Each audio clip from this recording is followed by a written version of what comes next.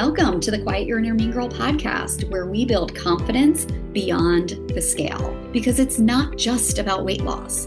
It's about quieting the negative self-talk of your inner mean girl and learning to trust yourself, to do things in a way that actually works for you. It's about feeling confident in who you are, in what you do, and living a life you truly love. No more shame, no more guilt. Quieting your inner mean girl changes everything. I'm Abby Hegney, a board-certified health and life coach. After struggling with my body for over 20 years, I realized it was never me. It was always that voice inside my head. Now I feel healthier and more confident than ever, and I've helped over 100 women do the same. Each week, we're going to dive into honest conversations, powerful mindset shifts, and practical tools to help you quiet your inner mean girl and build real confidence and start living a life you genuinely love right now. Let's dive in. Welcome back to episode 102. Today, I want to talk about comfort zones, especially stepping out of your comfort zone. Originally, when I was thinking about this episode, I was thinking that this one was going to be for the woman who knows that she's holding herself back. The woman who wants more, but is caught up in the stories of her inner mean girl and is leaning into ease and convenience and the comfort of what she knows, even though she wants to create change in her life. But the more that I thought about what I wanted to talk about, the more I was like, that is not it. Like, yes, it is. It is for the woman who knows that she wants more and hasn't yet created that. And if that is you, if you know that you want more, or that you want something different, or there is an element of your habits or your confidence or your weight or your health or your life that you want to change, this episode is absolutely for you. If you have not yet created that change that you want, there are stories of your inner mean girl that are keeping you safe in the comfort of what you know. And most likely, those stories are going unchallenged, or they aren't being challenged enough for you to create the change that you want to create. But the more that I thought about it, the more I thought about how it goes beyond that. Some of us want change, and we just have to break down those barriers that are holding us back. We have to become aware of them. We have to practice shifting our mindset. We have to practice doing things differently. But then there are those of us, many of us, that just don't realize how good it could feel or how good it could be if we were to challenge ourselves, if we were to go beyond our comfort zone. And that doesn't mean that life isn't good right now. I think it's actually quite the opposite. I think it's for those women who believe their life is really good right now, but maybe aren't seeing that it could be so much better. And I remember my coach saying one time, you think your life is an 8 out of 10. But what if right now it's only a 3 out of 10? And you just don't know how much better it could get. And I want you to think about that for yourself. What if right now you are living a 3 out of 10 life? And I don't mean that in a negative way, quite the opposite. What if your life could be so good right now that you think it's an 8 out of 10, but really it's a 3 out of 10? So I want you to think about it in a way that gets you so excited for what else it could be, what else is possible, what else you are capable of, or what else may be waiting for you beyond your comfort zone. I think for So many of us, we just aren't open to even exploring that possibility most of the time because we're living in this safety, in this ease, in this comfort of what is, of what we know. And I don't think that that is a bad thing. I talk a lot about like the ease of creating habits, right? There is so much beauty of getting to a place in our lives where we feel safe, where we feel that sense of ease, where things feel simple and life feels good. But I do think that comfort, that ease that we can feel can keep us from being open or exploring or even just being curious about our lives and how much better they maybe could be if we kept challenging ourselves. So, if you know that there is an area of your life that you want to change, I hope this episode helps you to believe that you can create the change that you want. And I hope that it inspires you to go out and take steps to create it. And if life is good right now, if you are loving things, if they feel really easy, if things feel simple, I hope this episode opens you up to curiosity and intrigue about how much better it could get. And in either case, I want to invite you to come work with me.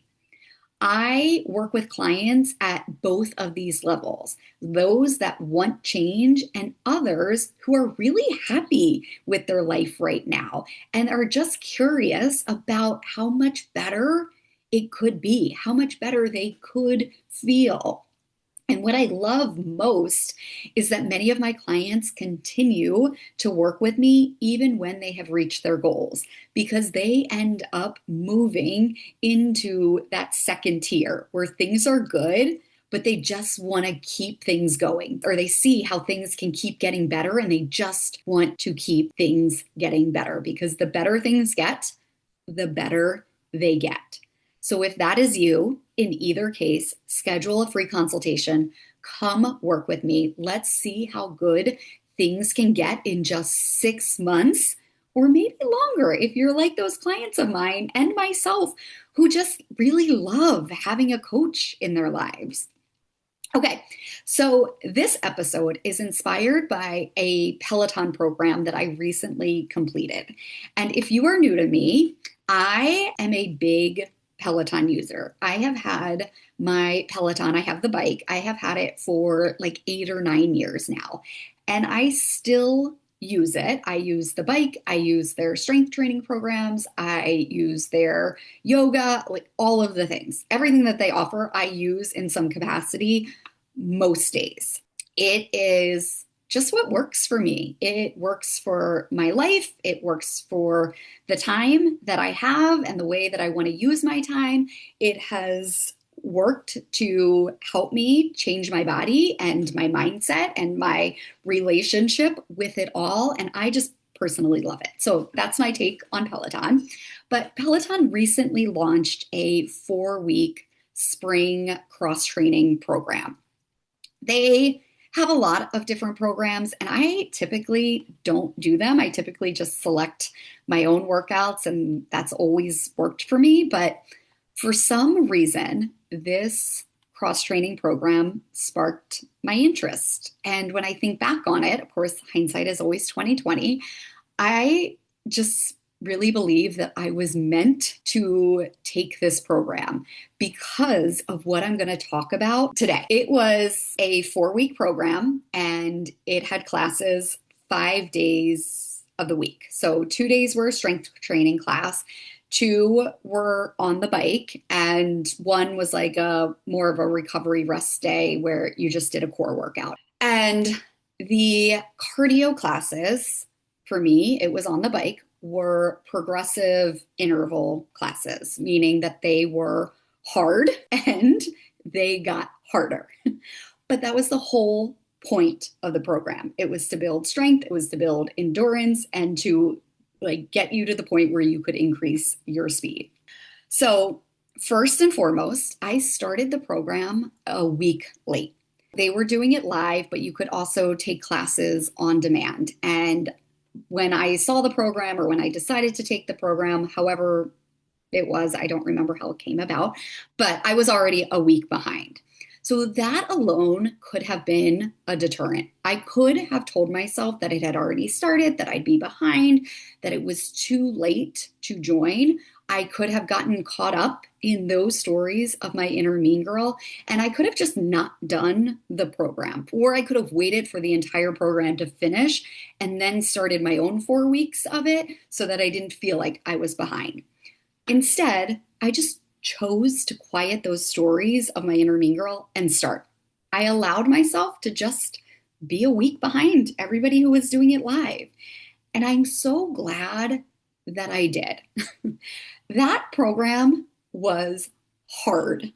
I think out of the 20 classes I took over those 4 weeks, I think one of them, the very first strength training class, felt easy to like moderate. But the other 19 classes were hard. They really pushed me. And over those 4 weeks, I allowed myself to be pushed. I pushed myself. There were many times that I wanted to pull back. I wanted to scale back. I wanted to pick up lighter weights. I wanted to slow down, to go to what I knew I could do, what I had done so many times before. I wanted to retreat to my comfort zone.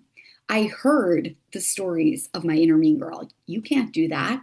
That's too much. That's too heavy. That's too hard. That effort is way too long. You won't be able to keep up. Just pull back, go lighter. And sometimes we need to do those things.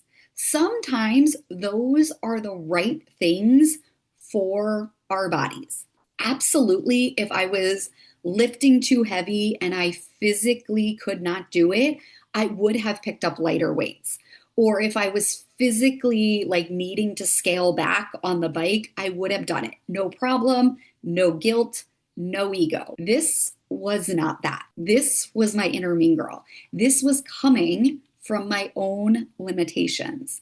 This was coming from the safety of the comfort and ease that I knew, not safety for my body and what was possible for me that day or that class or that week. Every week for 4 weeks, I committed to pushing myself outside of my comfort zone. Every week, I committed to curiosity. I committed to seeing what I was capable of. I committed to getting stronger. I committed to getting uncomfortable.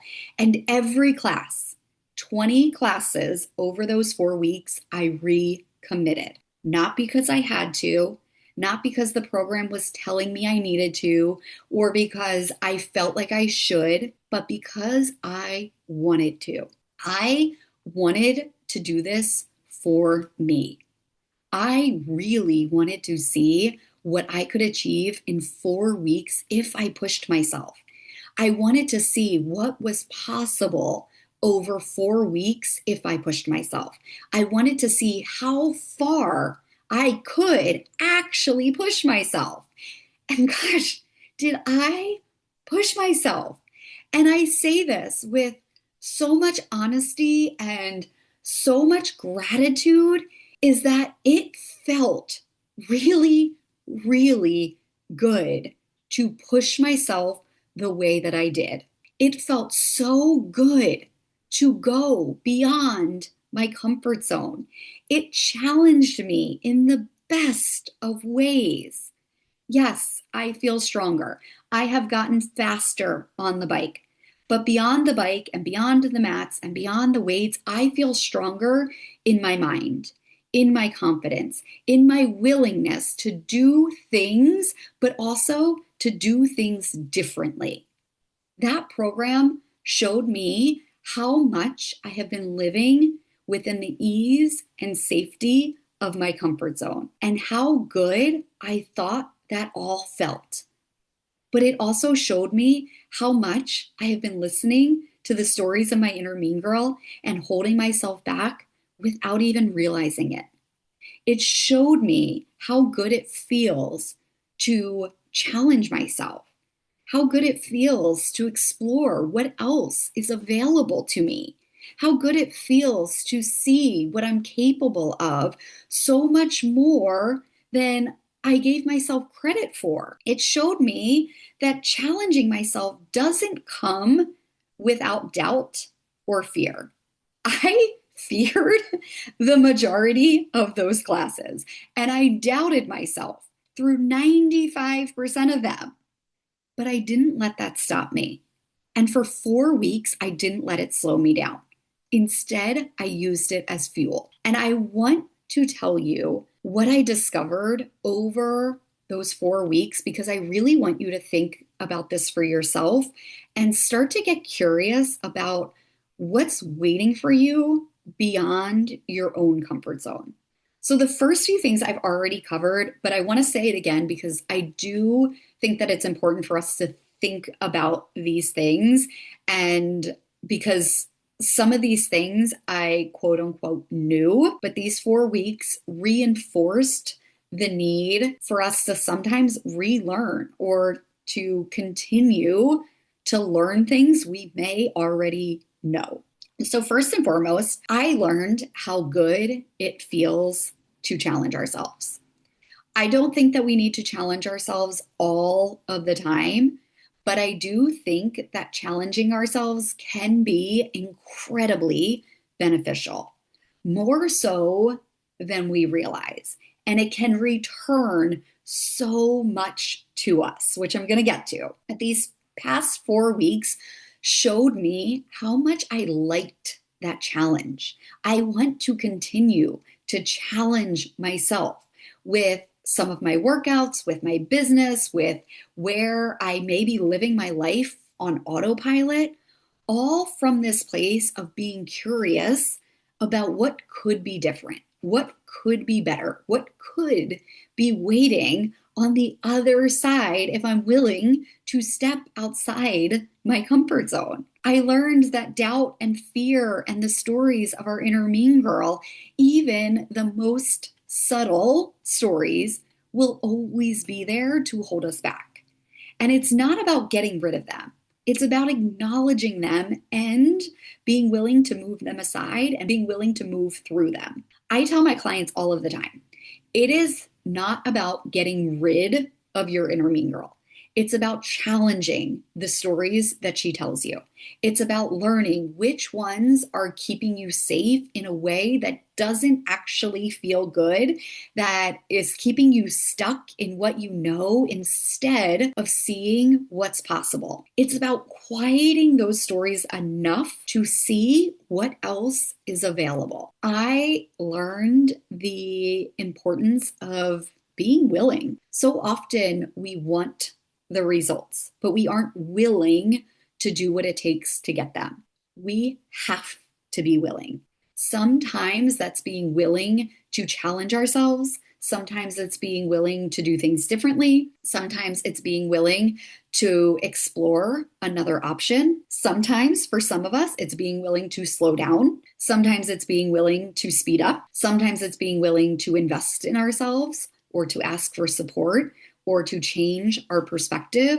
And sometimes it's simply being willing to keep going, even when we think we should already be there, even when we believe nothing is working, even when we think that we have done it all. Sometimes we just need to be willing to keep going. Willingness is the foundation. If we are not willing to change, things will not change. If we are not willing to explore or to be curious, we will continue to go down the same path that we have been on. If we are not willing to quiet our inner mean girl and speak different words to ourselves, we will continue to create the same actions and the same feelings and the same results in our lives. I also learned the importance of recommitting. I think sometimes we think that commitment is just a one and done thing. And then if our commitment shifts or falters, we make it mean that we can't do it. We tell ourselves that we messed up, we fell off track, we can never stick with anything. And we believe those stories of our inner mean girl. And then she tells us, well, it's just who you are. But commitment is an ongoing choice. Every week, every day, every class, I had to recommit to challenging myself. And the same is true regardless of what your goal is. If you want to lose weight every day, you have to recommit to that goal. If you want to run a 5K or a marathon, or you just want to start moving your body more consistently, you have to commit and then recommit every day or every time it's time to go out for that run or to show up for that workout. It takes recommitment. Commitment is an ongoing practice, and that can feel like a lot. Right? It could feel really overwhelming or really hard, but it can also reinvigorate you. It could fill you up. It could give you purpose. It could inspire and motivate you and build the strongest momentum of your life. And that's the second part of recommitment. And what I continue to learn throughout these 4 weeks is that you have to remember why you started. Part of my recommitment was remembering that I was doing this to challenge myself. I wanted to challenge myself. I wanted to see what I was capable of beyond what I already knew. That was a choice, and I had to remember that and bring myself back to that a lot. Sometimes we forget that our goals are a choice. Wanting to create a new habit or to lose weight or being a better, more present mom or going out to change the way that we're eating or the way that we're moving our body or the way that we're talking to ourselves. No matter what it is, our goals are choices. Nobody is making us do it. We want to do it, and we have to remember why. We have to remember it often. I learned that challenging myself gives me energy, and not just the energy that we get from working out or taking care of ourselves, but an energy for more. I gave myself a glimpse of what I'm capable of and what is possible beyond my comfort zone, beyond what I know. I saw and I felt how good it feels to do more than what I thought I could do, to see that where I am now is really just the beginning. At one point in time, where I am right now was the goal, but now it's just the beginning. It's where I am. And I saw how much more is available to me when I am willing to step outside of my comfort zone, when I am willing to challenge myself, to do things differently, to lift the limiting beliefs that my inner mean girl places on me. I feel a very deep level of motivation and a deep excitement to find out what else is available to me. I also discovered a deep level of self-trust. I have given myself evidence that I can do harder things than I believe that I can do. And that builds so much confidence. Our comfort zone can look different every single day.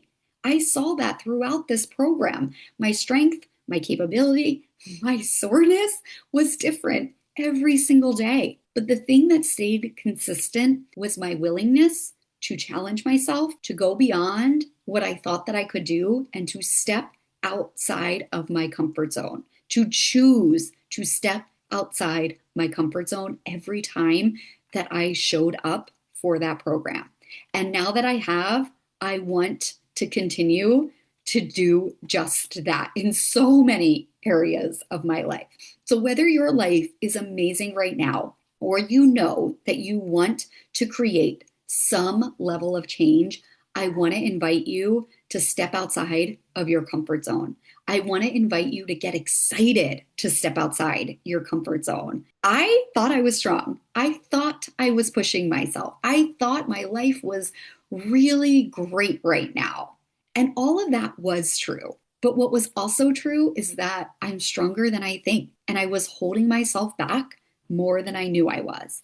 And even though I love my life and I talk about it all of the time, and I really do think life is pretty amazing right now, I also see that it's only getting better. I am taking this, and I am taking the skinny dipping energy that I talked about last week. If you have not listened to that episode yet, go back right after this one and listen to it. But I am taking both of these energies and I am running with them. And I want you to come with me. There is no better time to join me, to come coach with me than right now, because I am in this energy. I am walking the walk and I am talking the talk and I am pushing myself outside of my comfort zone right alongside of you. So come on in. Let's do this.